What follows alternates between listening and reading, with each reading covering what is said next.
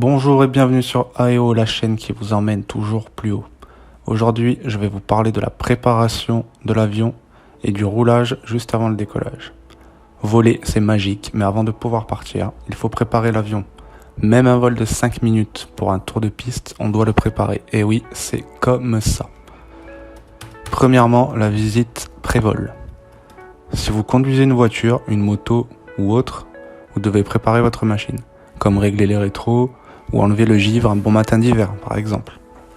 Et bien en avion, c'est exactement la même chose, en plus poussé. Avant chaque vol, le pilote doit s'assurer de l'état parfait de son avion. C'est ce qui s'appelle la visite pré-vol. Elle doit être faite impérativement avant chaque vol avec la plus grande attention. Elle s'effectue tout le temps dans le même ordre, avec la visite pré-vol intérieure suivie de la visite pré-vol extérieure. Les actions et les vérifications effectuées se trouvent sur la checklist de l'avion. Voici quelques points clés. Le carburant. Vérifier les pleins, rechercher des éventuels signes de fuite et purger les réservoirs pour vérifier si de l'eau s'y trouve. Surtout lors du premier vol de la journée ou si l'avion n'a pas volé depuis longtemps. L'huile. Vérifier le niveau et rechercher d'éventuels signes de fuite. Ensuite, l'état général. Vérifier les gouvernes, vérifier la propreté des parties visibles et accessibles et leur état. Vérifier l'absence de corps étrangers comme des nids d'oiseaux ou des objets, un chiffon qui traîne par exemple. Enfin, vérifier l'écrasement des amortisseurs et l'état des pneus. Deuxièmement, l'installation à bord. Une fois la visite pré-vol effectuée, vous pouvez vous installer à bord de l'avion. C'est un facteur de sécurité lié à deux choses: l'accès aux commandes et la perception des informations intérieures et extérieures. Vous devez bien ajuster votre siège en profondeur pour vous permettre d'exploiter le débattement complet des commandes de vol et ne pas être gêné pour avoir accès aux commandes moteurs et accessoires lors de vos mouvements. Vous réglez aussi le siège en hauteur afin d'avoir une bonne vision du tableau de bord et du panorama extérieur. Vous n'êtes pas dans un film américain, vous savez, quand on les voit dans les voitures, allongés, d'accord? Ici on pilote un avion, mais bon, vous l'aurez deviné. Troisièmement, la mise en route. Pour les procédures de mise en route, elles figurent également dans la checklist de l'avion. Voici des précautions générales à prendre en compte. Assurez-vous que le souffle de l'hélice ne provoque aucun dommage humain et matériel. Par exemple, évitez de démarrer devant un autre avion.